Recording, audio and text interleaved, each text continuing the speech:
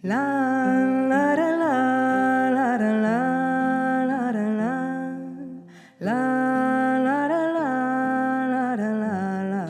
Ben, moi bo día a todas e a todos. Benvidas e benvidos a esta celebración do Día das Letras Galegas do 2026 na Universidade de Santiago de Compostela.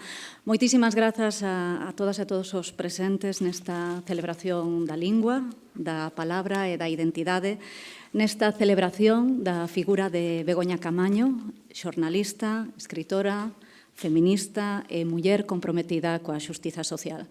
Acompáñanme na mesa María Xesús Nogueira Pereira, relatora da conferencia principal deste acto, Francisco Cidrás Escanio, director do Departamento de Filoloxía Galega, organizador deste acto desde fai moitísimos anos, Ana Cabana Iglesia, vicerreitora de Cultura, Lingua e Patrimonio, e Goretti San Martín Rei, alcaldesa de Santiago de Compostela.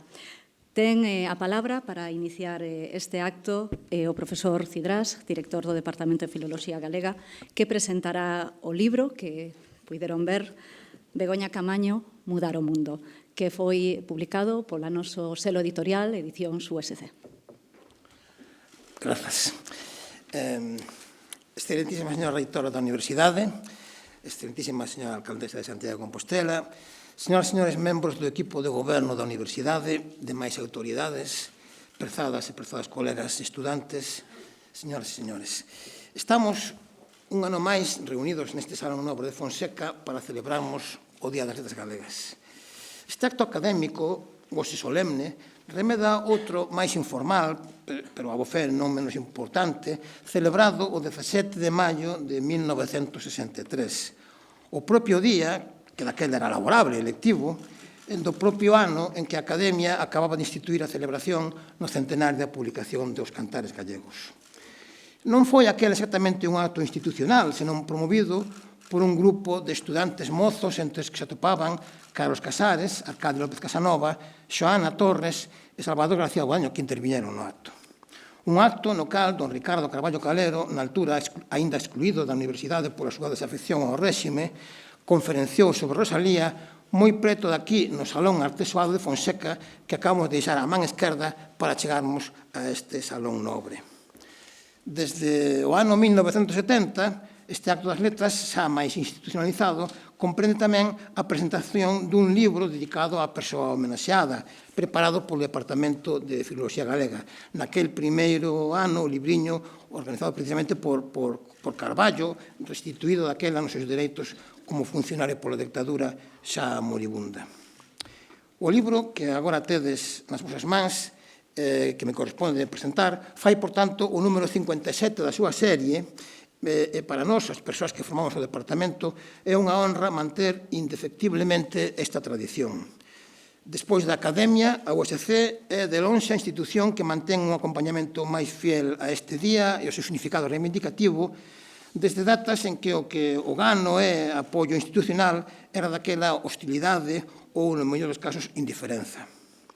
Nesta ocasión, a Real Academia acordou dedicar o día a unha muller excepcional que nós temos todos na memoria polo seu coñecido activismo e, sobre todo, porque aínda debía estar entre nós.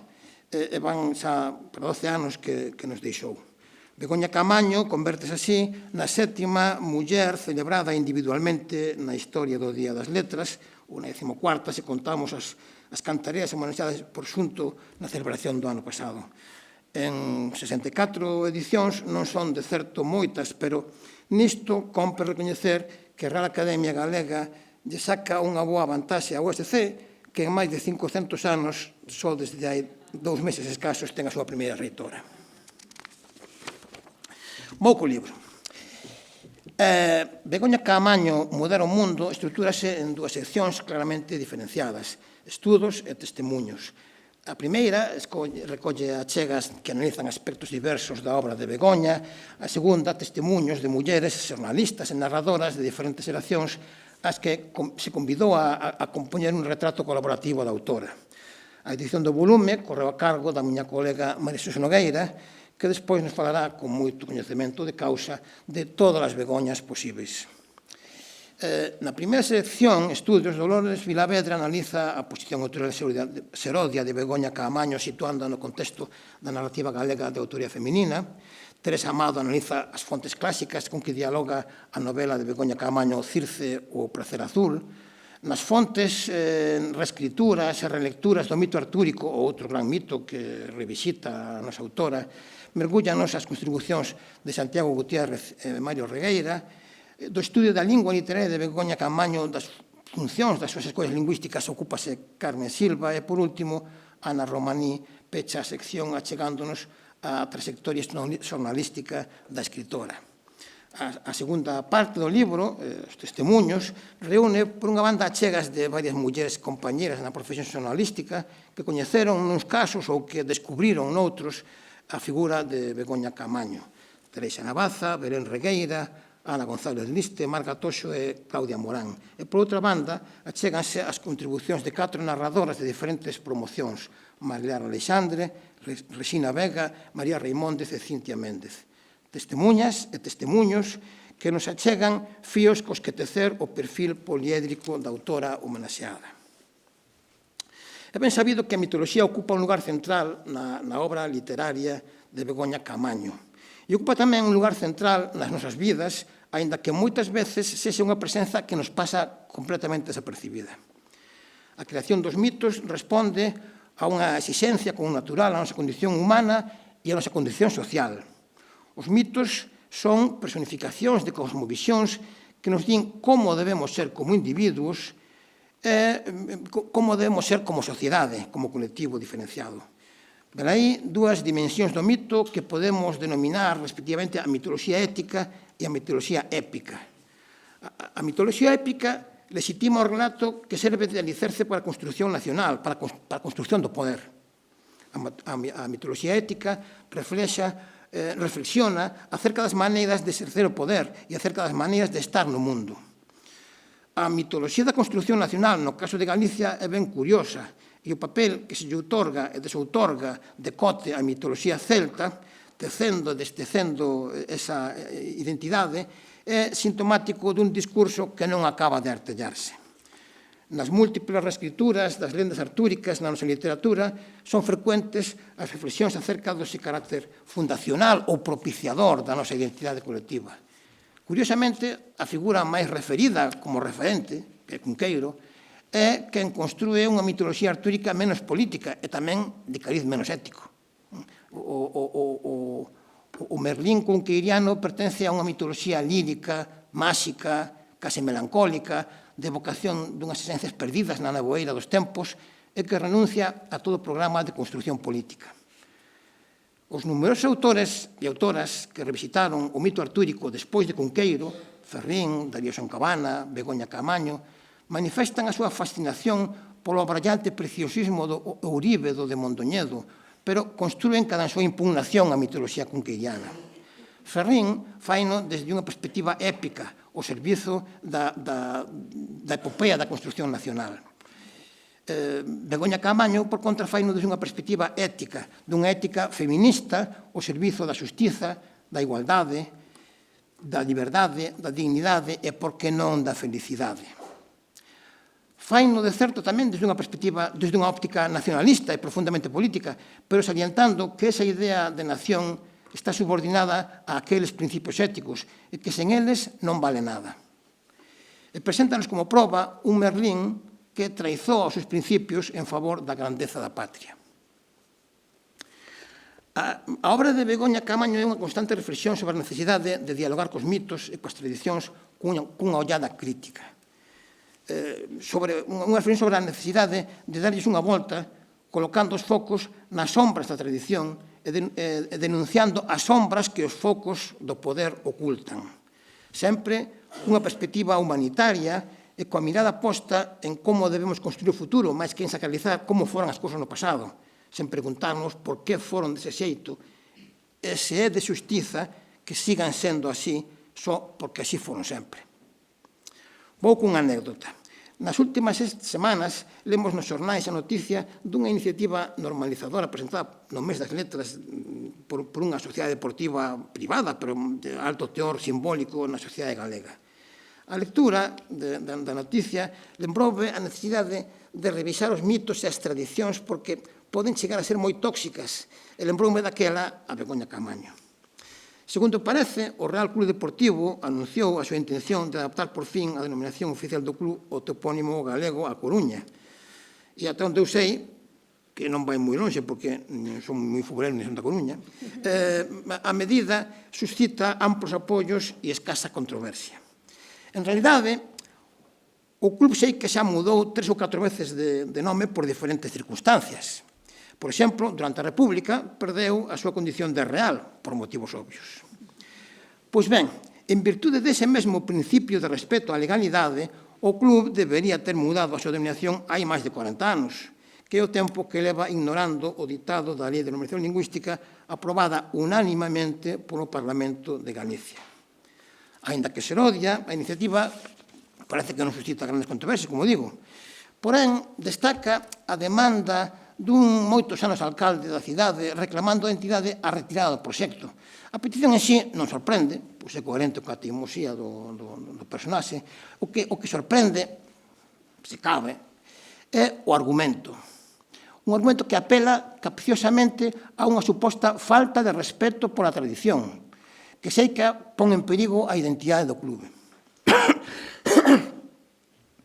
O home dá por válida a tradición, porque a tradición é a tradición, sen preguntarse por que a tradición é así e non de outro xeito, nin como é que se pode manter cando choca coa lei e vai en contra dunha decisión non só democrática, senón radicalmente xusta. Esta anécdota é só un botón de mostra que cito aquí pola súa actualidade porque ten que ver coa dignidade das linguas, a comezar pola dignidade do galego que é a cerna do Día das Letras Galegas.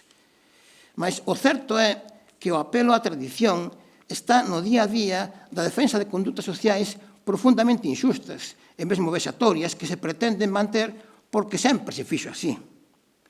Porque sei que hai que respetar as tradicións por riba da dignidade das persoas, singularmente das persoas de cote discriminadas, das mulleres, das persoas racializadas, das diversas, por riba dos dereitos dos seres cos que estamos obrigados a convivir, con tantas tradicións que son puro maltrato animal, por riba do respeto pola terra que nos acolle, da que non somos amos nin señores. Defender o dereito á mutilación xenital dunhas nenas, o dereito a procesionar das mulleres non sei que celebración da Semana Santa, ou o dereito a tirar desde o alto do campanario unha cabra viva, porque iso é a nosa tradición e forma parte da nosa identidade. Pero que identidade tan ruín estamos reivindicando? Revisar e reescribir os mitos e as tradicións é unha tarefa delicada, que require sutileza cirúrxica, pero que non pode ser abandonada. E a obra de Begoña Caamaño é un apelo a ese imperativo ético, a ese compromiso político. E en materia de xustiza e de ecoloxía lingüísticas, defender a pervivencia das formas castellanizadas ou deturpadas dos nosos lugares ou das nosas persoas, apelando precisamente ao respeto polas tradicións e pola identidade. Que queres que vos diga? Fico sen palabras. Pero volvamos ao conto e vayamos ao capítulo de agradecementos. Quero, en primeiro lugar, agradecer a miña colega Xus Nogueira o seu magnífico traballo no deseño e coordinación deste volume feito con tanto agarimo. Expreso tamén a nosa gratitude máis sincera a todas as persoas que colaboraron nel, en particular as procedentes de fora do ámbito universitario, que nos chega unha visión máis acaída, máis próxima da homenaxeada. E quero, como non, agradecerlle a USC, e nomeadamente a persoa da súa reitora, o esforzo por manter viva unha colección que leva connosco xa tanto tempo, apoiada sempre no bo facer dos responsables do Servizo de Publicacións que singularizo metonímicamente na persoa do seu director, Juan Blanco. E, por último, agradecevos a todos e a todas vos a vosa presenza, que obviamente o que dá sentido este acto. E remato xa. Hai justamente un ano, o profesor Xesús Alonso Montero acompañábamos neste acto sentado na cadeira que hoxe ocupe María Xesús Nogueira. Estaba aí. E disertou coa súa engaiolante oratoria sobre a poesía popular galega ao fío da celebración de todas as cantareiras, talmente como hoxe fara Chus coa memoria de todas as Begoñas e talmente como fixera el propio noutras ocasións precedentes. Hoxe Xesús xa non está connosco, tampouco Begoña, que nos deixou por morte de cedo no mellor da súa vida.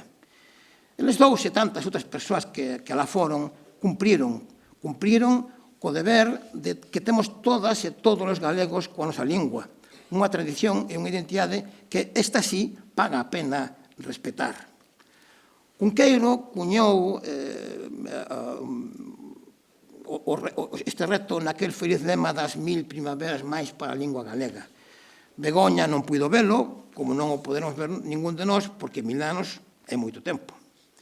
Pero haberá quen os vexa dentro de só 30 xeracións, que non é tanto. Claro, verano se temos o amor de transmitir aos nosos fillos e aos nosos fillas o legado que recibimos das nosas nais e dos nosos pais, senón non o verán.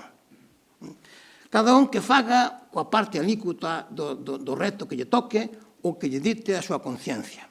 Eu non sei se será cousa de peregrinarmos á selva de Esmelle, que xa sabedes que cae a man dereita vindo para este reino pola banda de León. Quizás sería mellor dicila que fora pintada. Ou ollar desde Miranda as luces de Belvís e escoitarse cadra as voces de Viviana a rifar con Merlín ou as de Morgana a lidiar con Artur, que sei eu. Tamén podemos non ir a Miranda, porque, ben pensado, non habían falar galego, senón tal vez gaélico, sendo como eran fillos e fillas de nación allea. O que non podemos é non facer nada, mentre se apagan as luces da nosa lingua por todo o chan de Quintás de Icao Castro e máis alá, mentre se afogan as voces en sebre das mulleres a ir e vir a fonte do Couso que Felipe de Amancia escoitaba nas terras de Miranda pousada don Merlín. Podemos non ir a Miranda e vivir a lingua en calquera outro sitio, camiño de calquera outra fonte. O que non podemos é quedar de Miranda, quedar cos brazos cruzados, mentres a fonte da lingua estiña non pola seca, senón porque rouban a auga. Moitas grazas.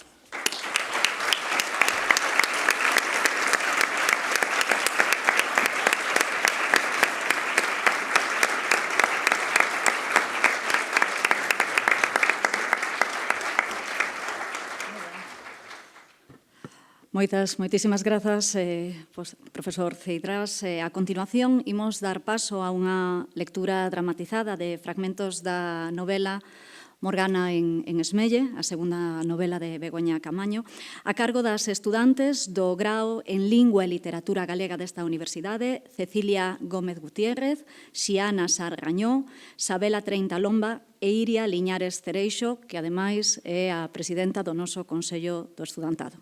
Cando que irades.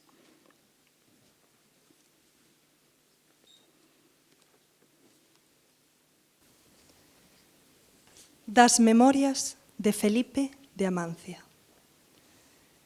Agora que o meu señor don Merlín dorme, plácido, o carón da súa ciencia e dos seus 7 saberes, e cando aínda manteño nidias as lembranzas, é, se cadra, o momento de que fale por fin do acontecido hai xa tanto tempo, en Miranda, e do que sempre se me prohibiu falar. Non creo que o meu relato poida xa producir mal ningún ao meu amo. Tan profundo é o seu sono que ninguén de entre nós sabe, de certo, se é morte ou repouso. Foi unha noite que nin os cans paran cando a vin por primeira vez. Tiña o cabelo máis negro que a noite e a pel máis branca que a miña señora Xenebra. Tal semellaría unha criatura do alén, un ser vido da morte, de non ser polo xesto sereno e a mirada limpa que mantiña firme, como a se me ollase, mentre se enfilaba a porta da casa. Abre a porta, Felipe, dixo meu amo coa voz estudadamente calma, que fora hai que non precisa petar para que se lle dé a entrada. Contento, digo, fun ata a porta, mas non fixo falla que a tocase que, en estando eu a tan só un paso dela, comezou a se abrir soa, a modo e sen renxer. E ali, no adro, estaba ela, a muller que vira baixo o trebón dende a xanela. E tal era como se fora non chovese nin nada, que a dama estaba seca como a leña ao pé da lareira, e os seus mouros cabelos, brillaban, tan pretos e lisos, e facían eles mesmos reflexos como da auga, aínda que semellase que a choiva non os tocara. E faloume suave, como se me coñecese, chamándome polo nome con aquela voz cálida e grave. Grazas, Felipe, por me alumeares o camiño da casa coa túa mirada. Eu fiquei ali, pampo e estantío, na mentras a dama gracilmente me esquivaba e se internaba na sala. Benvida, Morgana.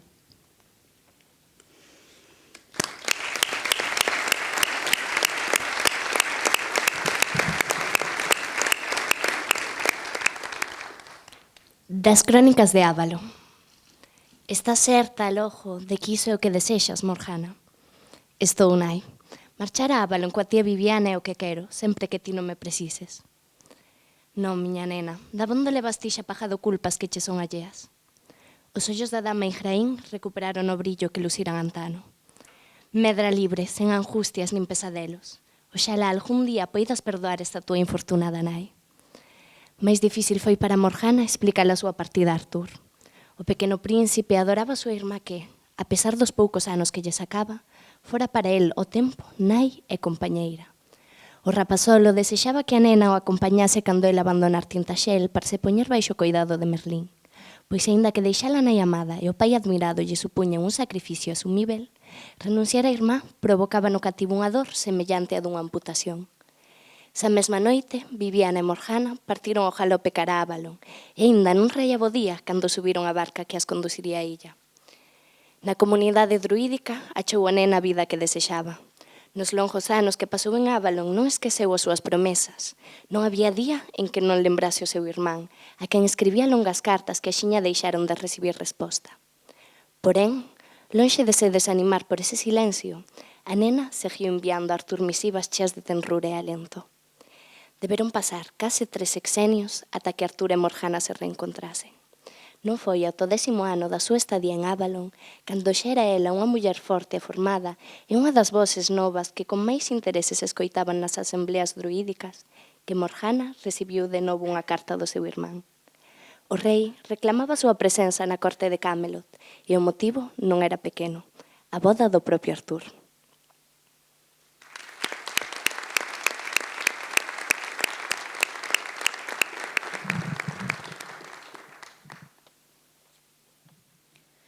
Da conciencia do señor Merlín. Durante anos, o amor de Viviana logrou manter a raia todas as voces antigas que persistían no meu interior. Nesa altura, a miña felicidade fixo que mesmo se me pechasen os ouvidos cando chegaban as novas sobre o avance saxón ou sobre novas guerras internas entre os caudillos celtas. Crin pensar o que Viviana pensaba. Compartir completamente o seu xeito de entender o mundo, a súa estratexia, o seu deseño do futuro de Britania. Viviana soñaba cunha república celta, e eu soñei que soñaba o seu soño. Comezou aí a miña primeira gran culpa, pois fun eu, tanto como a ela, responsável de convencer a Asamblea de Druidas de que ese era o único destino posível para a nosa terra amada. Que inxenuos somos cando estamos namorados. Abondáronme 6 meses no mundo real, medio ano tan só fora do espellismo creado por Viviana, para me decatar do enredo das súas proposicións. A república sería a morte de Britania. Britania necesitaba a paz, e esta só chegaría da man dun rei único, capaz de convocar todos os clans e facer fuxir os estranxeiros. Non era, pois, o tempo da república. Necesitábamos un César, un rei. Había que construir unha monarquía forte e renovada capaz de tecer alianzas duradeiras co mundo que nos rodea. Non volvín a Avalon. A pesar da fortaleza do meu convencimento, sabía que a miña determinación claudicaría ante a ollada de Viviana. Puxenme ao servizo do rei Úcer e comecei a trazar o meu plan. Un plan que me convertía en inimigo mortal da miña amada.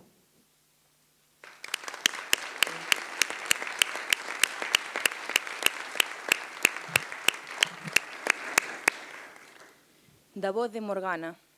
O meu nome é Morgana. Morgana de Cornualles, Morgana de Tintaxel, Morgana de Avalon, Morgana de Camelot. Morgana, a filla de Garlois, a irmá do rei, a sabia, a druida, a meiga, a fada, a bruxa, a puta. Chamádeme como queirades, tanto me ten. Son todas e non son ningunha, que en cada unha desas Morganas e de tantas outras como poidades imaginar hai parte da miña esencia, pero que eu son máis, moito máis do que a súa suma ou o seu conxunto. Eu son Morgana e esta é a miña historia, contada por min mesma, coa miña voz. A única historia en que me vexo e en que me recoñezo, por máis que haxa quen lembre de outro modo os feitos. Nacín en Tintaxel, a data non importa, pois tampouco non importa a miña idade. O lugar sí, o espazo que habitamos sempre nos marca de forma importante. Tamén eu pequei de soberbia, tamén eu crin que era quen, co meu amor de salvar o mundo, e o de Artur. Pensei que abondaba coa miña fe nese afecto para nos andar, para reconstruir as paisaxes da infancia. Non son mellor que Viviana, nin que Merlín. Iso comprendino aquí, en Miranda. Por iso, agora que estou tamén empapada pola poalla, podo marchar. Non paga a pena alongar a miña estancia en Miranda. Vin na procura de motivos, tentando coñecer as razóns. Agora marcho porque sei que 1000 motivos non fan unha razón, e que 1000 razóns, aínda que poderosas, non dan o dereito. O dereito, eu non o tiña, tampouco Merlín.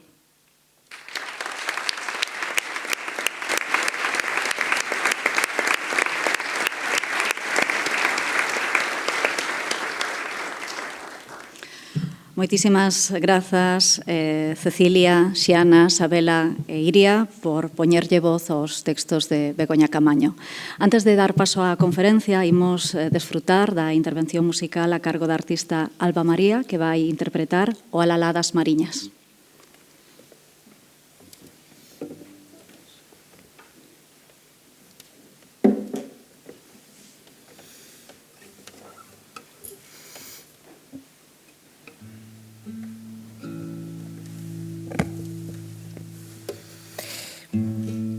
Ben, pois vou tocar o Alalá das Mariñas, non é algo aleatorio que interprete esta peza tradicional. O Alalá das Mariñas, ou tamén coñecido como o Alalá das Mariñas de Betanzos, foi unha peza grabada por primeira vez nos anos 20 polo coro Tosos e Flores de Ferrol, grabado posteriormente por Faustino Trantalices e sobre todo coñecida por ser interpretada por Uxía Senlle. Foi a peza a cal lle pediu Begoña Camaño na carta que lle escribe a Uxía, pois que cantase imaginando como marcharía do mundo, non? Ir adormecendo pouco a pouco mentras soa o Alalá das Mariñas. Así que alá vai.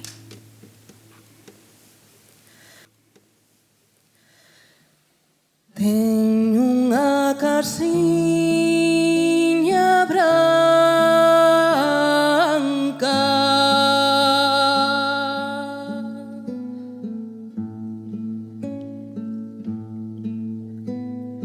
na mariña entre os loureiros.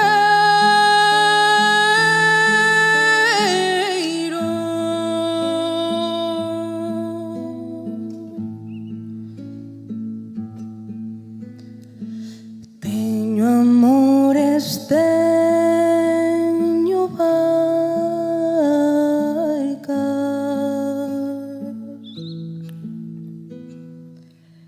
e estou vivindo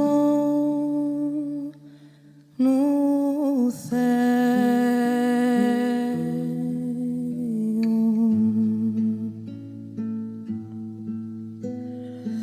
Ai, la, le, lu, ai, la, la, lo.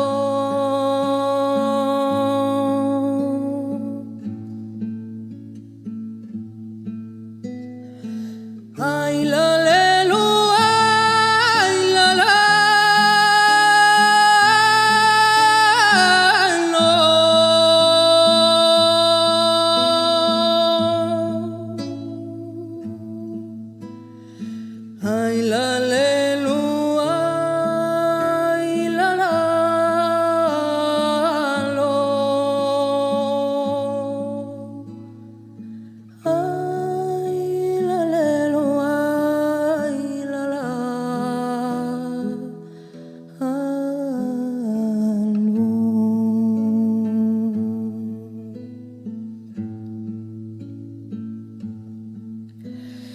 E adiós a miña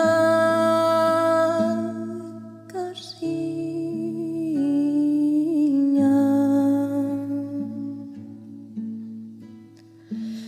por telo do meu quinteiro.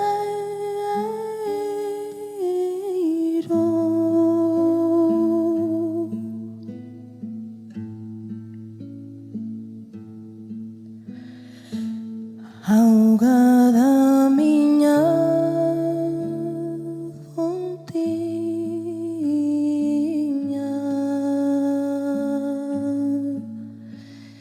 sombra do meu laranxeiro.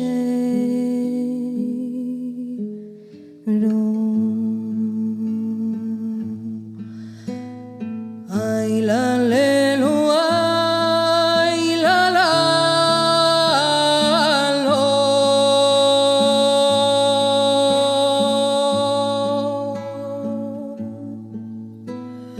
Ai la lelo, ai la la lo.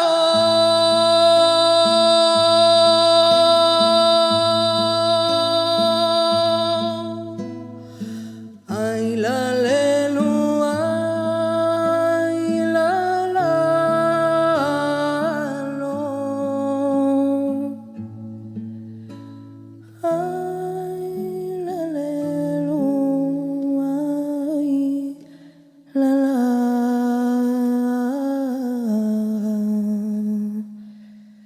lo.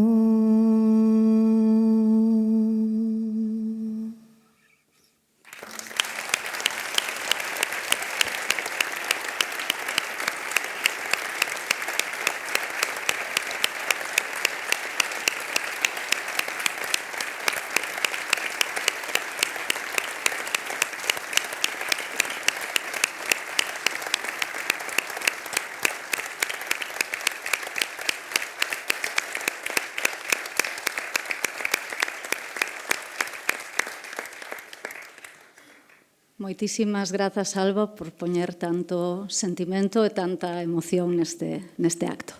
Damos a palabra á profesora María Xesús Nogueira para que pronuncie a súa conferencia titulada Todas as Begoñas Posíbeis.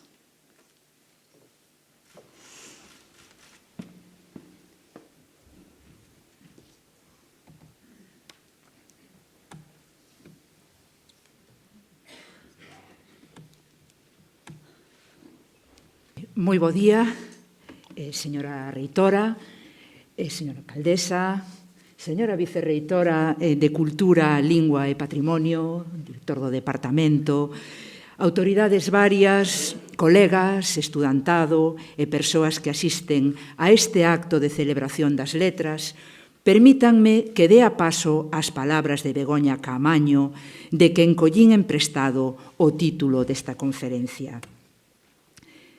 Escribo porque leo. E por que leo? Leo porque quero descubrir mil mundos. Leo porque quero cambiar o mundo. Leo porque necesito facer habitable o meu mundo. Leo porque tiven a sorte de descubrir a maxia desde pequena, porque tiven un avó que se inventaba historias, porque tiven unha nai que cada noite sentaba aos pés da miña cama e me lía poesías. Lendo, podo vivir mil vidas. Lendo, son todas as begoñas posibles. Lendo, son máis begoña. Lendo, sen dúbida, aprendo a ser a mellor das begoñas.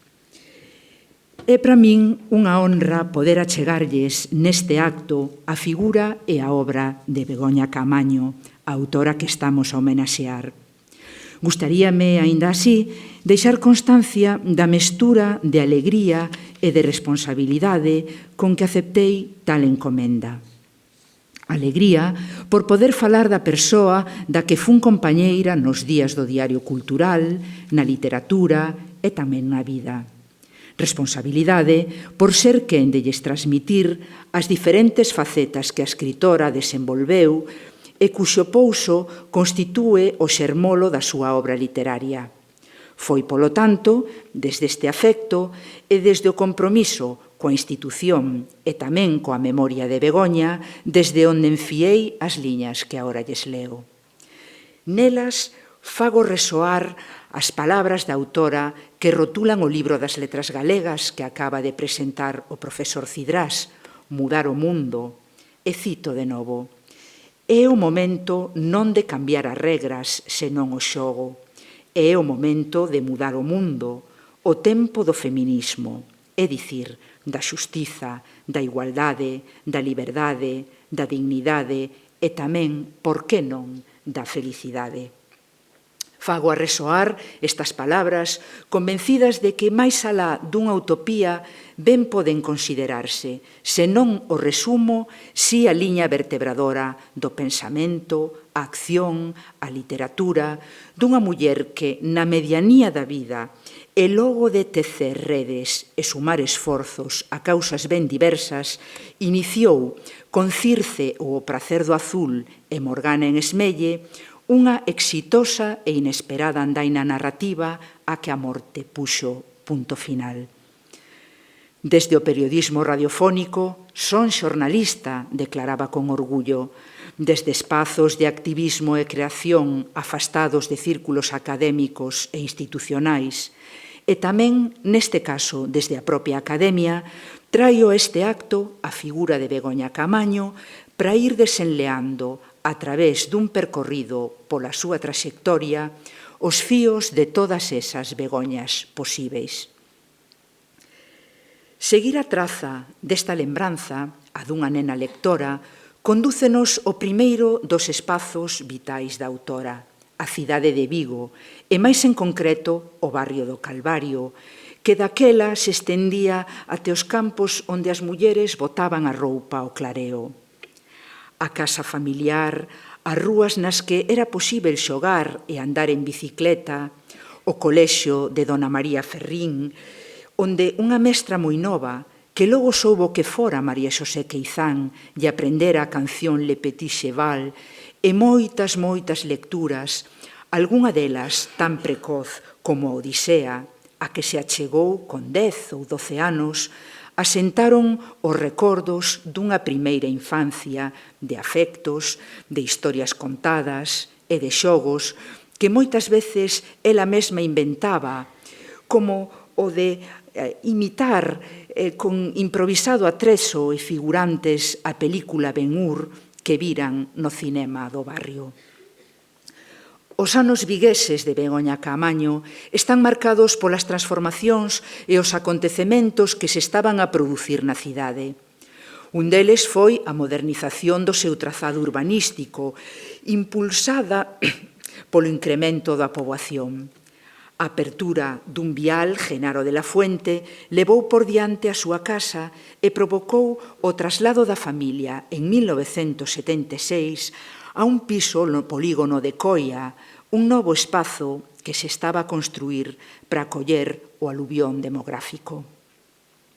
A liña destes anos adolescentes vira cara a lugares que han deixar unha fonda pegada na vida adulta da cidadá, da activista e da escritora. As charlas e debates promovidos polos frades dominicos da parroquia do Cristo da Vitoria, nos que se falaba, por acaso, da Guerra del Salvador, e o liderado destes relixiosos na defensa do lugar, a Bouza e Nosa, reparen no adhesivo, dunha movilización veciñal contra a especulación inmobiliaria, achegaron a Begoña Caamaño non só a realidade de América Latina, preocupación tan presente ao longo da súa vida, senón tamén a unha primeira militancia que moi axiña levaría á práctica ao se sumar no Instituto Coia II, o actual Alexandre Bóveda, as protestas estudantís Pases Probus. E tamén a ría, coas cíes ao fondo, que divisaba desde a ventá do seu 9º piso, lle había a chegar, de seguro, un prazer descoñecido, un prazer do azul.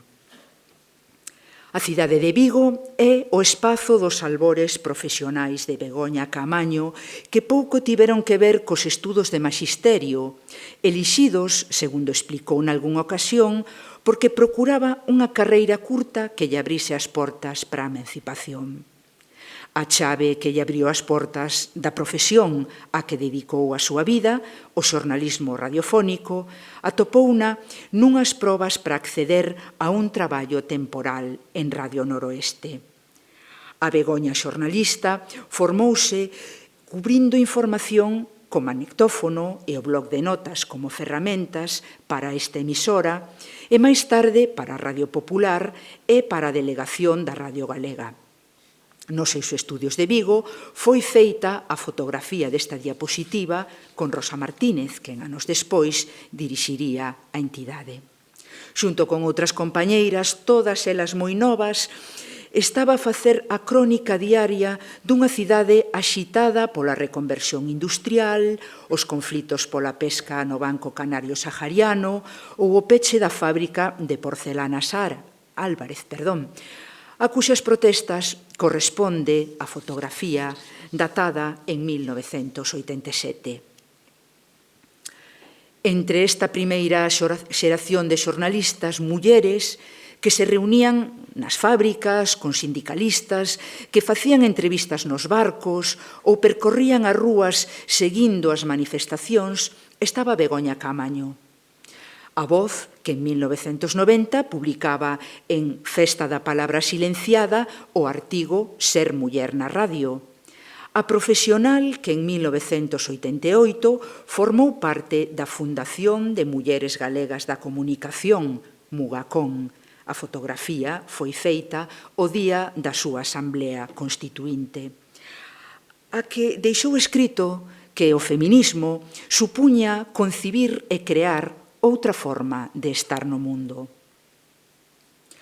Outro espazo vital de Begoña Caamaño foi Compostela, onde chegou a comezos da década dos 90, logo de aprobar as oposicións da Radio Galega. Atrapada desde o primeiro momento polo tecido social e cultural da cidade, foi creando unha rede de afectos e militancias e unha cartografía de seu. Belvís, San Pedro, As Crechas, o 16, a Casa Encantada, a Biblioteca das Ánimas. Nos anos composteláns fíxose cunha caixa de ferramentas ideolóxicas, identitarias, éticas e estéticas que cimentaron tamén o seu pensamento e a súa escritura. O feminismo no que se integrou a través da militancia en Mulleres Nacionalistas Galegas, MNG, constituíu o verdadeiro piar do seu universo intelectual. Cito, a construción dunha nova paisaxe humana na que a conquista de relacións sociais igualitarias sexa só o primeiro paso de cambios radicais. Foron moitas as accións nas que levou o feminismo á práctica, desde a participación en debates e charlas até a publicación de artigos en A Nosa Terra, Festa da Palabra Silenciada ou Deliberadamente. Por exemplo, Mulleres e Globalización, Mulleres na Política, Partidos Políticamente Incorrectos ou Mulleres e Poder, este con Ana Romaní. Desde a participación na mencionada fundación de Mugacón e no informe A muller nos medios de comunicación galegos, imaxe e protagonismo, até a implicación na Marcha Mundial das Mulleres, coa asistencia aos encontros internacionais de Bruxelas, a que corresponde a fotografía datada en 2000, e de Quebec.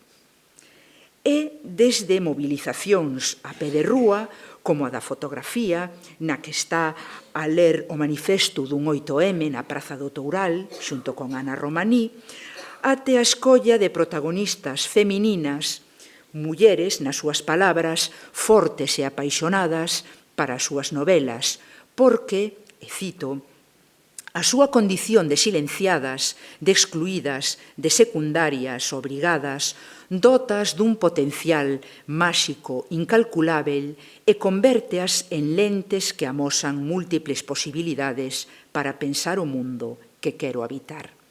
Fin da cita. Outra ferramenta para pensar ese mundo que quería habitar foi o antimilitarismo. A escritora, que en 1991 se sumaba á movilización contra a Guerra do Golfo, fixo pública a súa postura contraria á participación en conflitos armados. Nos anos 90, solidarizouse tamén coa insumisión ao servizo militar obrigatorio, un tema candente naquela altura, e colaborou con reportaxes e entrevistas en AR, revista antimilitarista galega, da que foi cofundadora. Os movementos antiglobalización apelaron igualmente a unha Begoña Caamaño que, en 2001, viaxou tamén a Porto Alegre para participar como representante da Coordinadora Nacional no Foro Social Mundial. En textos e intervencións públicas vinculou antiglobalización e feminismo, o considerar este como unha ferramenta para loitar contra a globalización neoliberal. E cito de novo: ninguén como nós sabe o que é a expoliación absoluta, non ser dona do teu corpo, nen dona da terra, nen dona do país. Ninguén como nós sabe a crueldade das leis do mercado. Ninguén como nós sabe o que é ser mercadoría.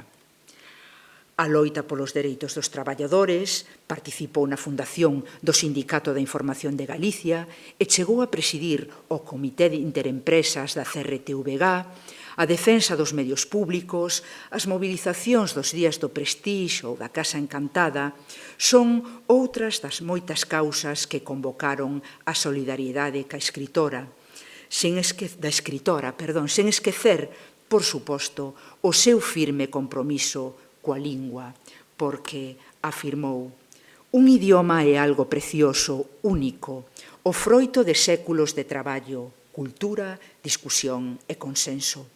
A desaparición dunha lingua, de calquera, debería ser considerada un drama para o conxunto da humanidade. Ben incompleta quedaría unha semblanza da vida da escritora de non falarmos doutra das súas grandes paixóns, a viaxe. A viaxe entendida como unha fonte de coñecemento, como unha lectura do mundo. Viaxar para ler o mundo, viaxar para lerme. Así titulou o que posiblemente foi o seu texto derradeiro. Difícil resultaría reconstruir unha cartografía de viaxes motivadas unhas veces por razóns laborais, a cobertura da visita a Cuba de Manuel Fraga en 1991, outras activistas, as xa mencionadas xuntanzas da Marcha Mundial das Mulleres en Bruxelas, en Quebec, a visita como observadora da fronte sandinista a Nicaragua, a asistencia ao Foro Social de Porto Alegre e outras persoais. Algunhas delas, a viaxe a Cabo Verde e Senegal, a que corresponde a fotografía da diapositiva datada a mediados dos 90, sorprenden por unha temeridade que só semella xustificarse por esa ansia transformadora de ler o mundo e de pensarse que tamén tivo o seu reflexo nesoutra paixón da que aínda non falei, que foi a de narrar. Begoña Caamaño publicou a súa primeira novela aos 45 anos, sen apenas compartir a experiencia da escritura coas persoas achegadas, sen amosar sinais nin indicios, textos soltos, aparecidos en revistas. Escribiu Circe o pracer do azul na Biblioteca das Ánimas, nas Casas Reais, despois dun intenso traballo de documentación e de relecturas daquela odisea que descubrira na infancia, pero tamén doutras moitas versións das lendas homéricas arredor da figura de Penélope. A autora semellaba coller o testemuño da Penélope que tamén quería navegar, que trouxera o verso Xoana Torres e que trouxeran tamén moitas poetas ao longo da década dos 90 para facer un exercicio de reescritura feminista da historia.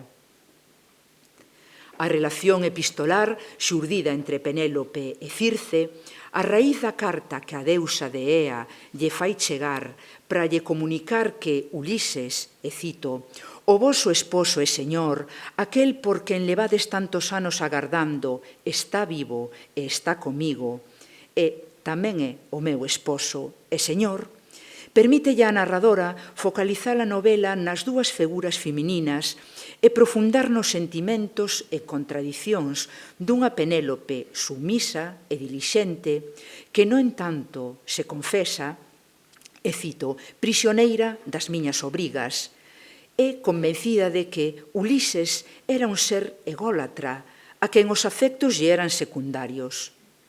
Tamén a dunha Circe que converte a illa de Ea nun, cito, refuxio de mulleres de toda condición e lugar de paz e protección fronte aos abusos dos homes.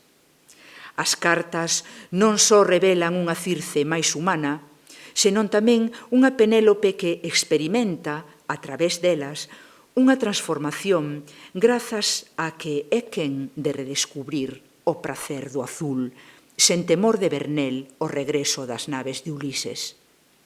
A novela trae a contemporaneidade desde o mito temas como a familia, o poder e os modelos de relación. Begoña Camaño explicou que detrás da escritura da súa primeira obra había, cito, algo de reto persoal, o de saír das convencións da escritura xornalística, fin da cita, e ensaiar un novo código que tomou forma nunha sorte de elaborada escritura homérica en galego de sabor antigo e poéticos achados. A reescritura de mitos volveu en Morgana en Esmelle, publicada 3 anos máis tarde. Elixiu desta volta un material lendario prezado na literatura galega, como é a materia de Bretaña, e fixo convocando a un dos máis lúdicos recreadores, o citado Álvaro Cunqueiro. O escritor mindoniense de quen aprendeu que os mitos están vivos e temos o dereito de facelos nosos, homenaxeao recreando como un dos narradores da obra o personaxe de Felipe de Amancia, o criado de Merlín, cuxa voz se fixo oír hai un momento aquí, e recreando tamén o espazo mítico da selva de Esmelle, retiro galaico do mago.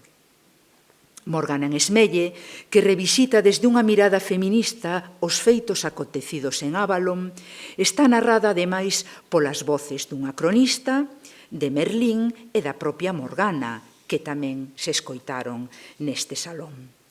A obra fonda nas estruturas familiares e de poder, presentes tamén en Circe, o narrar as estrategias políticas desenvolvidas por Merlín para lograr a creación dunha república celta baseada na liberdade, contra a creación dunha república celta baseada na liberdade e o coñecemento, como quería a druida maior Viviana, un reino unificado e cristián.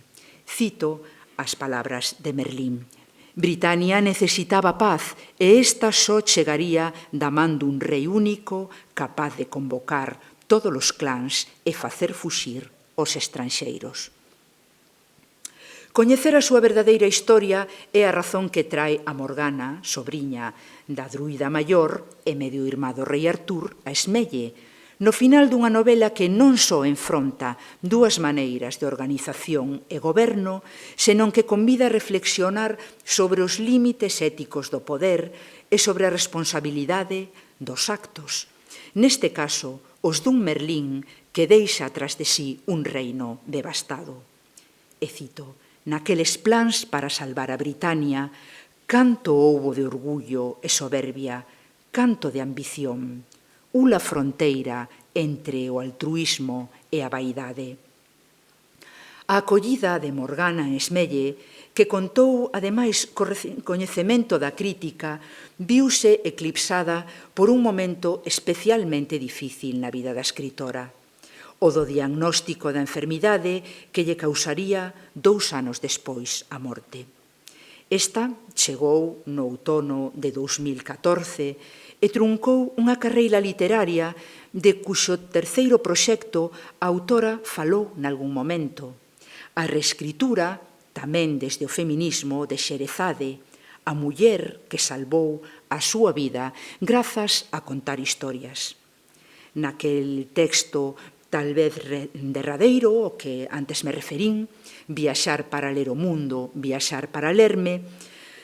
A autora botaba a vista atrás para evocar algunha das súas viaxes, a de Marrocos, a de Cuba, a de Senegal, a de Managua. En unhas liñas introdutorias afirmaba: ler é viaxar no tempo e na xeografía, no interior da mente humana ou nas circunstancias que rodean a ese ser. Viaxar, no entanto, é ler o mundo sen intermediarios, sendo a protagonista da lectura. A reflexión de que naquela altura se pensaba xa como escritora lévanos de novo á lectura, a aquela lectura felizmente descuberta nos días da infancia, a lectura como experiencia e como fonte de coñecemento, de si mesma e máis do mundo. Escribo porque leo, e lendo podo ser todas as Begoñas posibles. Grazas.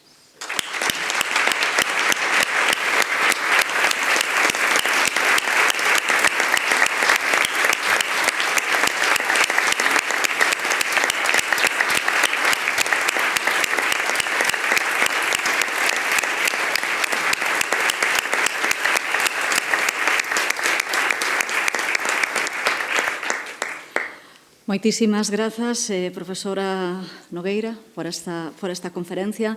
Imos a desfrutar novamente da intervención musical, agora improvisada, de Alba María.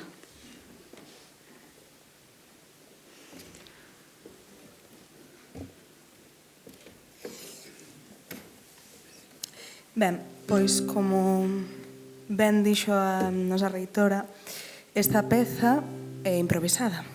É unha das cousas que me contou a miña amiga Andrea Nunes cando xuntas fixemos un roteiro no cal unha das paradas era de Begoña Caamaño e que Begoña regueifaba polas tabernas. Eu son regueifeira, entón pensei que sería unha boa idea que fixésemos unha canción todas e todos. Para iso, voulles pedir un pequeno favor. 2. O primeiro é que aprendan comigo a única cousa que é estable nesta canción, que é o estribillo. A melodía do estribillo é a seguinte, e despois canto, e despois teñen que repetila. Está ben? Nunca pensaron que terían que vir a cantar, pero non pasa nada. Canto e repetimos, sí? Sería... La, la, la, la, la, la, la, la, la, la, la, la, la, la, la, la. Simplemente, vale? A de 3. Sei que aquí algunhas persoas se cantan moi ben e, ademais, dentro deste lugar hai varias das miñas persoas favoritas no mundo, así que, por favor, persoas favoritas, canten un pouco, axúdame. Sería 1, 2, e... La, la, la, la, la, la, la, la, la, la, la, la, la, la, la, la, la. E unha vez máis, para ir probando. La, la, la, la, la, la, la, la, la, la, la, la, la, la, la, la. Vale, agora só necesitamos, como nunha tenda de xeados, pois saber de que sabor queremos a canción, que palabras queremos na nosa canción, se queredes dicirme algunha, por exemplo, Xía, que sei que me vai axudar, se queredes meter algunha palabra na canción, senón improviso sobre que eu queira e xa está. Moi ben, vale? Pois facemos unha canción sobre a dozura. No medio da estrela esta noite hai unha palabra pra dar. Atravesamos estes verbos tan fondos como o mesmo mar. Bebemos das cartas de antes, tan brancas como a neve pura. Seremos nosotras as tintas dentro do papel a dozura. La la la la la la la la la la la la la la la la la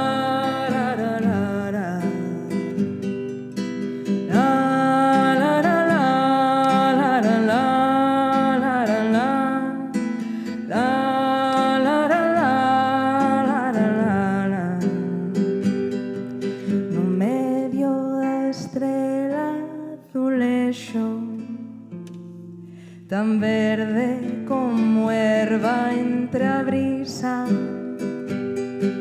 sintagmas de ferro e lúa que ensinan cidras ou elisa. Habemos soñar con mil nortes, abrirlle as portas ao sur. Soñaremos nas palabras, facer máis forte o noso azul. La la la la la la la la la la la la la la la la la.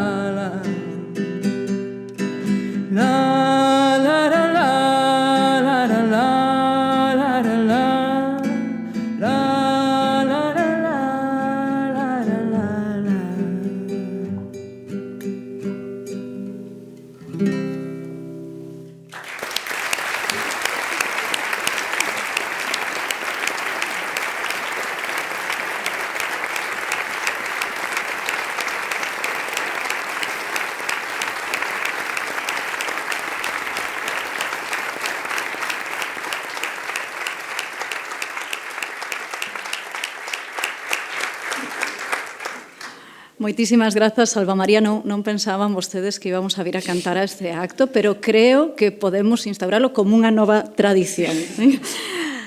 Nada, sen máis, e agradecendo ademais profundamente que nos acompañe hoxe tamén neste acto, damos a palabra a Goretti San Martín, alcaldesa de Santiago de Compostela. Pois moi bo día. A verdade é que Begoña estaría encantadísima de que neste acto houvese palabra e música, porque eran as dúas cousas que máis amaba no mundo.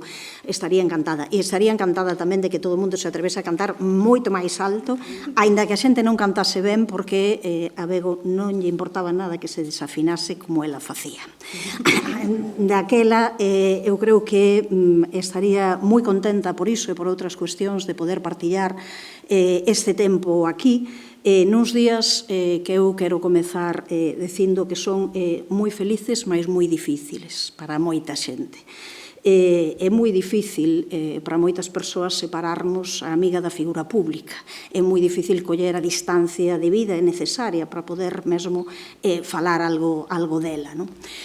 Menos mal que a reitora non decidiu que falase despois do Alalá das Mariñas, porque senón iso xa sería absolutamente complicado.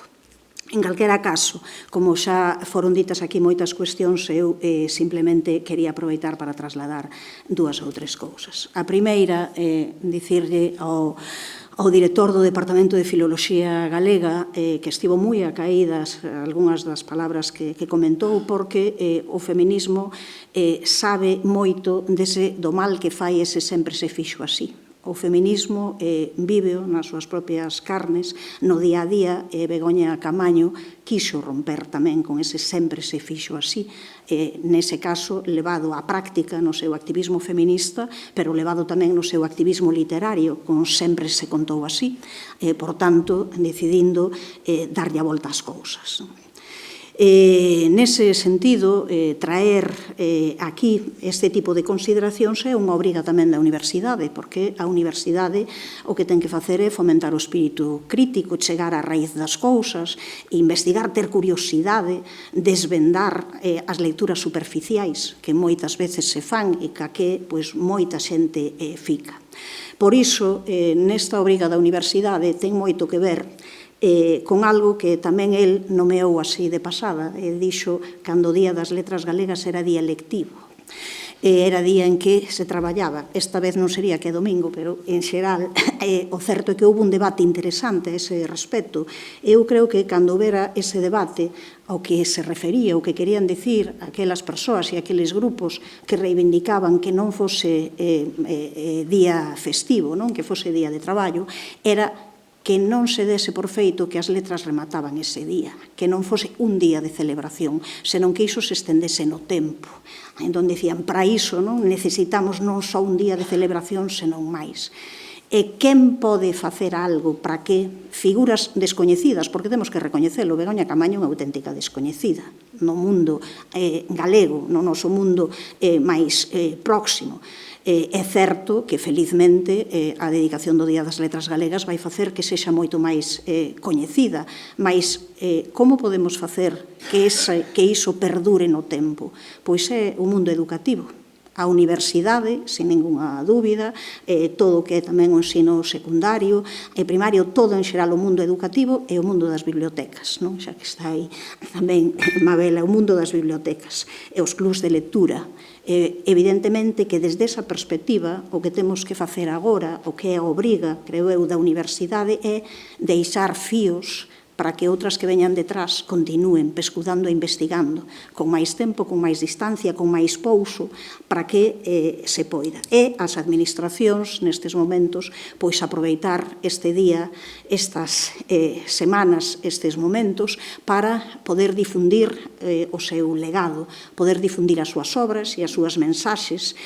E Begoña é unha persoa que o ten todo para chegar a un público máis amplo e, sobre todo, a un público máis novo. Sempre decimos para que, sobre todo, as xeracións máis novas se sintan comprometidas coas nosas referentes, se sintan comprometidas con aquelas persoas que están aí dicíndonos na caluga cuestións importantes que temos que ter en conta. Begoña teno todo, porque é unha persoa incómoda, é unha persoa rebelde, é unha persoa que traballou en moitísimos espazos, en moitos lugares, é unha persoa que, como ben di o título da relatora, da profesora Nogueira, todas as Begoñas posíveis. É unha persoa que era activista, feminista, antimilitarista, unha xornalista, unha difusora da cultura, unha persoa tamén que apostou sempre polos dereitos dos povos a decidiren os seus propios destinos, unha voz absolutamente necesaria que pode enganchar moito e moi ben co público máis novo. E que estaría tamén encantada de que este acto estivese presidido por unha reitora, sen ningunha dúbida, pero tamén lle poría a súa pexa a iso. Tamén, porque, sobre todo a Begoña Camaño, que lle gustaba era polemizar, buscar argumentos, aínda que fosen eses argumentos para que ti lle levases a contraria e ela convencerse máis do contrario ou non se sabe se do anterior. Pero eso era algo, porque ela diría moi ben que chegásemos a ter unha reitora, por fin, xa eran horas, pero menos mal que é unha muller declaradamente feminista, porque senón non nos vale únicamente que sexa muller, que sexa unha muller feminista. E diría, poñendo os ollos a lupa, dicindo, cuidado, non vos deixe desenganar por algunhas mensaxes que se lanzan, porque ás veces, en ocasións, non sempre, tamén isto foi discutido moitas veces, a política, que non ten nada que ver coa elección da reitora agora, pero a política de cotas pode encerrar trampas, pode encerrar algúns elementos que realmente nos leven a que, por exemplo, nas próximas eleccións teremos que escoller listaxes cremalleira, obrigatoriamente.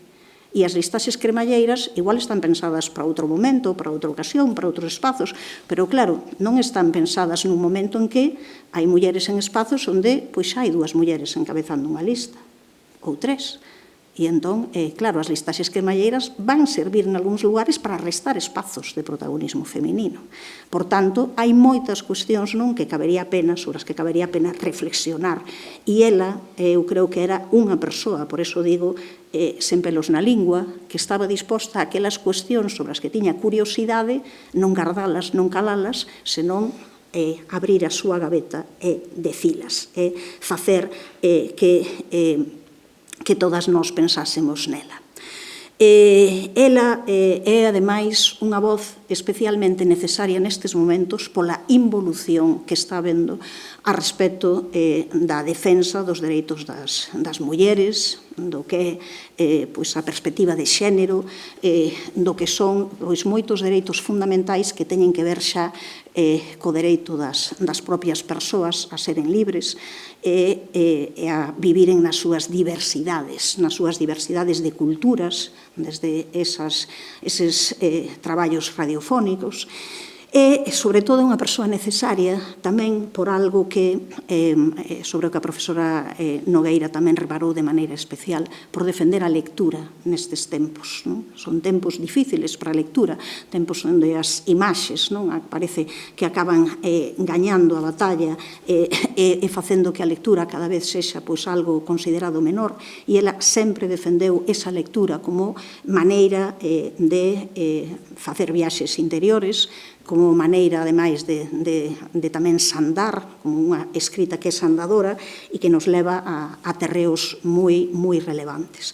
En ese sentido, eu quixera decir dúas cuestións. Probablemente, nestas letras, eu creo que se conseguiu que se está conseguindo, porque ainda non remataron, e como decía onte, temos que ter continuidade, que se conseguiu bastante a través dos títulos e das ideas sintéticas que as persoas que coñecen ben a obra de Begoña están estendendo. Eu creo que están sendo capaces de captar a esencia da figura de Begoña, e iso pódese ver sin máis polos títulos das obras que están saindo. Hoxe acabamos de asistir a esta fantástica lección Todas as Begoñas posíveis, que dá conta desa que Begoña é casi unha matriosca, de onde podíamos sacar unha e aparecer outra e detrás delas, de todas elas, está unha persoa moi poliédrica, moi complexa, con unha fondura moi grande en todo o que é o seu pensamento, pero tamén muda o mundo. Unha das súas perspectivas fundamentais, non quedar na apariencia das cousas, non facelas de maneira superficial, senón facer para unha transformación real. Ou volveredes a brindar por min tamén con ese texto fantástico que evoca a súa idea de felicidade, de que todo o que fagamos ten que estar unido, esa coherencia, ese apostar polas causas xustas con un elemento de felicidade que nos ten que acompañar, ou unha das nosas, ou Begoñísima. É dicir, que hai, eu creo que suficientes xa elementos que van facer que poidamos darlle continuidade ao Día das Letras Galegas 2026 despois de que remate o ano. En ese sentido, no sentido tamén de tirar de todos os fíos, eu quería chegar o meu, de todas as Begoñas posíveis aos máis títulos posíveis para a súa obra. Circe, o Pracer do Azul, é un título fantástico, extraordinario, e tamén a aparición de Circe aí, porque nos remite a mulleres, Circe, e así acabamos falando de Circes e Morganas, Circe, Morgana, Penélope, e acabamos facendo esa reflexión de maneira automática da importancia de redescubrir as mulleres e darlles outra voz ás mulleres da historia. Aproveito para convidar a todos vostedes ao evento que o día 17 teremos na Praza da Quintana, Circes e Morganas, coa participación da Deputación da Coruña, onde o Concello de Santiago, o propio Concello de Santiago, onde faremos un espectáculo de música, sobre as músicas que lle gustaban a Bego tamén, músicas creadas para Bego e músicas que lle gustaban a Bego, e tamén palabra. Ben, pois, o certo é que, xa digo que Circe o Pracer do Azul, pero xa saben moitas das persoas que están aquí, ademais, algunhas delas do mundo da filoloxía, que moitas veces no mundo dos títulos, os títulos sofren moitos cambios e moitas voltas. A xente pensa un, logo ponlle outro, mira que un sexa máis atractivo, ou así. O arquivo que eu recibín con prácticamente o texto de Circe no seu momento, pero, vamos, antes de ser publicado, o título que tiña era As letras azuis. Non Circe o prazer do azul, senón as letras azuis. Con esa referencia clara que tiña que estar do azul remitindo a mar, a paixón, a liberdade, o que significou, pero tamén a esas letras, é dicir, a importancia que tiveron, que tiñan na obra, en toda a obra de Bego, as cartas, a lectura, as letras, como capacidade de facer unha viaxe interior, porque Penélope e Circe, e Penélope sen moverse do seu lugar, do espazo en que está, acaba sendo outra, despois desas cartas, despois desas letras. Acaba tendo, pois, unha relación moi profunda, porque, para Begoña tamén, o máis profundo, a relación máis profunda, máis forte, máis sólida, máis importante, era a amizade con Moito.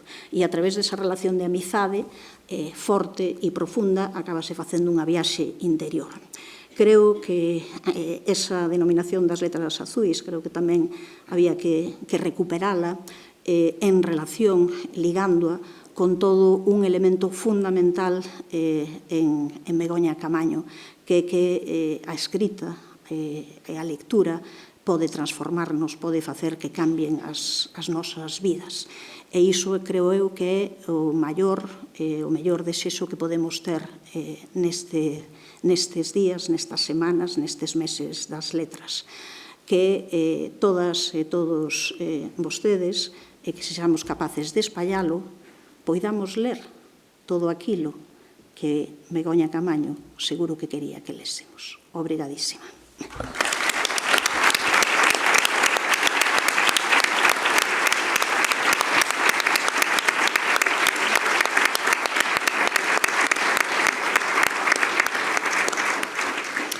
Moitísimas grazas, alcaldesa, vicerreitora, director do Departamento de Filoloxía Galega, relatora, membros do equipo de goberno, reitor Casares, valedor da comunidade universitaria, decanas, decanos, directoras e directores de centros, departamentos e instituto, directora do Instituto da Lingua Galega, presidenta do Consello do Estudantado, delegado do Goberno en Galicia, secretario e vicesecretaria da Mesa do Parlamento, subdelegada do Goberno en Lugo, secretario xeral de Universidades, autoridades civís e das forzas e corpos de seguridade do Estado, estudantado, prezadas compañeiras e compañeiros, do persoal docente investigador e do persoal técnico de xestión, administración e servizos, prezados membros da comunidade universitaria.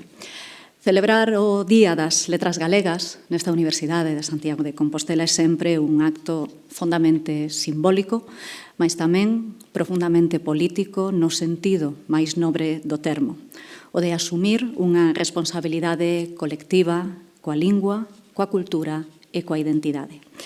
A nosa universidade, desde a súa fundación, foi espazo de saber e de transmisión. Esa mesma razón na súa orixe impón, e compre subliñalo, ser espazo de defensa activa da lingua galega como lingua plena de coñecemento, investigación, docencia e relación.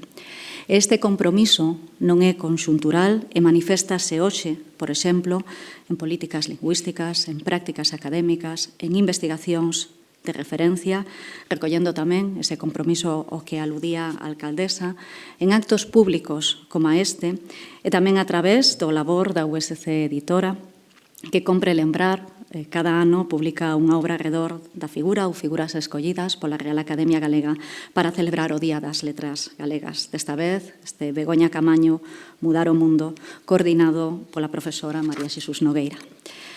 A Universidade de Santiago de Compostela constitúe un dos principais referentes institucionais no estudo, investigación, normalización e proxección da lingua galega.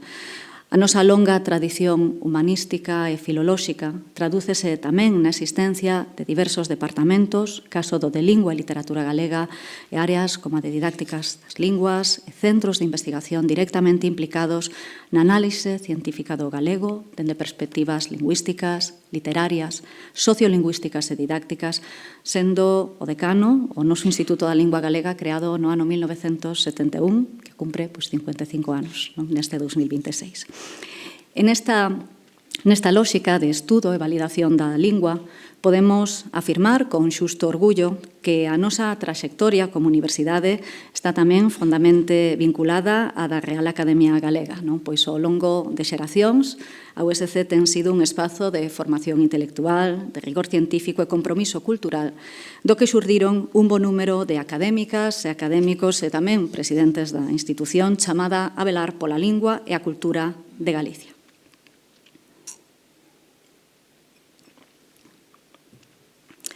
Xa que logo, celebrar aquí, na USC, o Día das Letras Galegas non é un xesto ritual, senón unha afirmación dun principio fundamental, o de que o galego é lingua de futuro, é lingua de ciencia.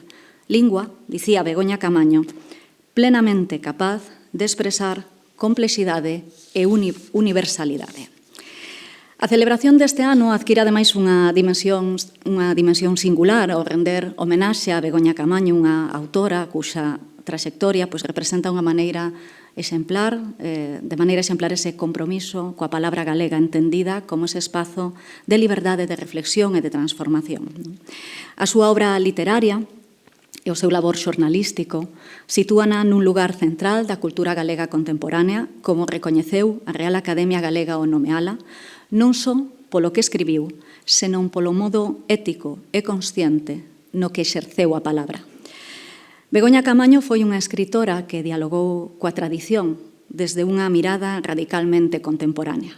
Nas súas novelas, Circe o prazer do azul e Morgana en Esmelle, como acaba de indicar tamén a profesora María Xesús Nogueira, abordou os grandes mitos fundacionais da cultura occidental para revisalos desde esas voces que durante séculos estiveron marxinadas. O concederlles a palabra ás figuras femininas do mito, non como apéndices, senón como suxeitos plenos de pensamento, Camaño non só reescribiu historias coñecidas, senón que cuestionou os propios mecanismos de construción do relato, do poder e da memoria. Camaño reivindicou a palabra das mulleres, levando por bandeira na súa actividade o feminismo, a sororidade, a defensa da lingua e a xustiza social.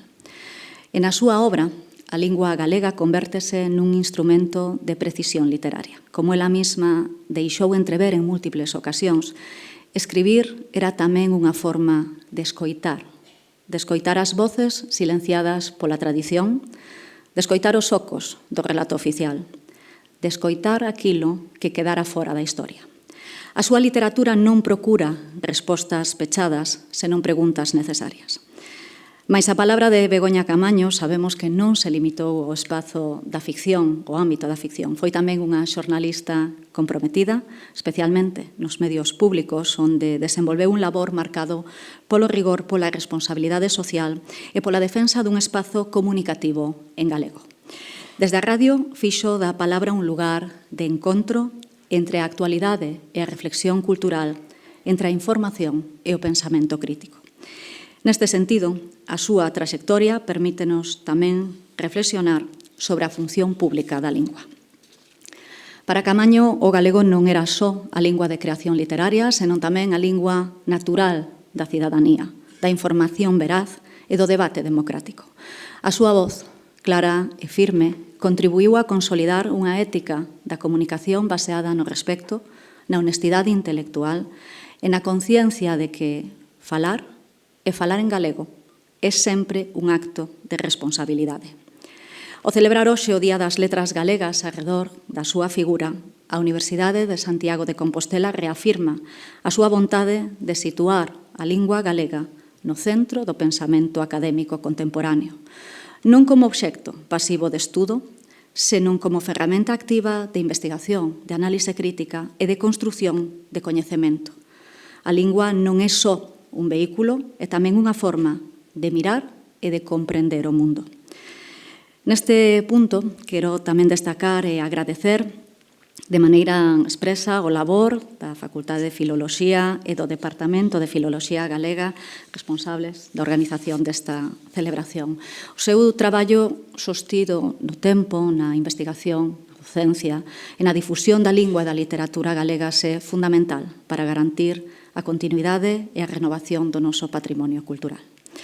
A través do seu esforzo continuado, a Universidade segue a ser un referente social no compromiso coa lingua e grazas ao seu sobreesforzo na organización da cerimonia na que estamos, a Universidade rende hoxe un sentido homenaxe neste Día das Letras Galegas á autora escollida, a Begoña Camaño. E do mesmo xeito é tamén de xustiza recoñecer a contribución da profesora María Xesús Nogueira, cuxa intervención a todas luces unha lección maxistral sobre a figura de Begoña Camaño, que nos ofreceu unha análise rigorosa, fondamente informada e ao mesmo tempo persoal e próxima. A súa intervención e de seguro o libro da súa autoría publicado pola USC Editora, Begoña Camaño, Mudar o Mundo, que será a súa natural extensión, permitiunos comprender mellor a complexidade da autora homenaxeada e situar o seu legado dentro dun marco máis amplo de reflexión literaria e feminista. E permítanme agora determe nunha ausencia que hoxe se fai especialmente visible e significativa e que xa apuntaba o profesor Cidrás. A ausencia do profesor Xesús Alonso Montero, esta é, se non estou errada, a primeira vez en moitos anos que non toma a palabra nun acto como este. Esta circunstancia convídanos necesariamente tamén á lembranza e ao recoñecemento, porque a súa figura está indisolublemente ligada á historia recente da lingua e da literatura galegas, así como á propia historia da Universidade de Santiago de Compostela. O profesor Montero incorporouse á Facultade de Filoloxía da USC como titular de Literatura Galega no ano 84 e foi nomeado catedrático de Literatura Galega no ano 1991. Exerceu a docencia universitaria ata a súa xubilación, mantendo posteriormente unha presenza activa na vida académica, en actos, conferencias e homenaxes, en días como o de hoxe. Xesús Alonso Montero, presidente que foi da Real Academia Galega, representa unha maneira de exercer o labor intelectual baseado no compromiso cívico, na coherencia ética e na defensa, sen concesións, da dignidade da lingua galega. Como investigador, docente, ensaísta e activista cultural, contribuiu decisivamente a construir un pensamento crítico arredor da nosa literatura, a dignificar a autoras e autores e a situar a cultura galega no centro do debate académico e social. A súa voz marcou xeracións enteiras e fixo da palabra un instrumento de consciencia histórica. Mesmo na súa ausencia física, a súa presenza intelectual tamén nos acompaña hoxe. Por eso, neste sentido, a celebración do Día das Letras Galegas é tamén un acto de memoria viva.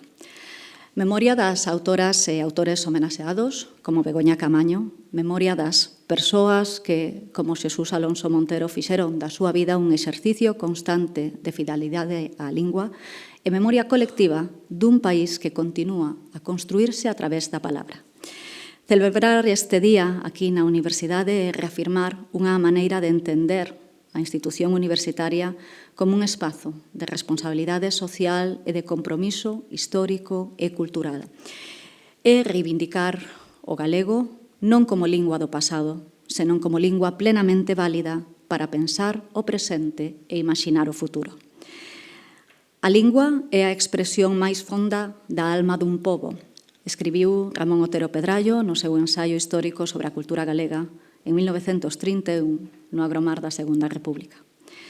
Non moitos anos despois, en 1944, un castelao exiliado en Bos Aires incidía na idea no seu sempre en Galiza, quizáis cunha das súas frases máis célebres.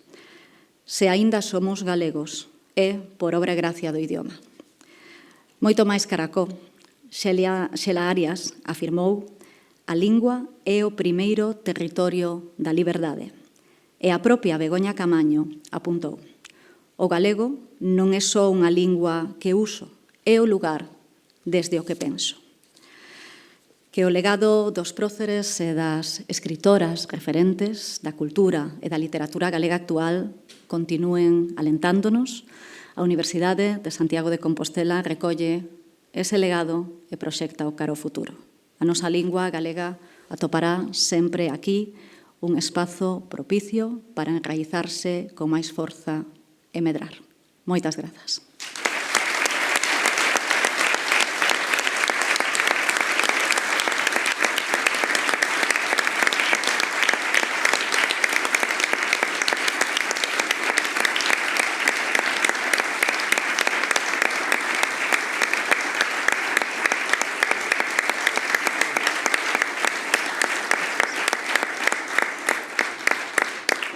Moitísimas grazas. Celebren a palabra, a lingua, a identidade, non só hoxe, todo o ano. Damos por clausurado este acto.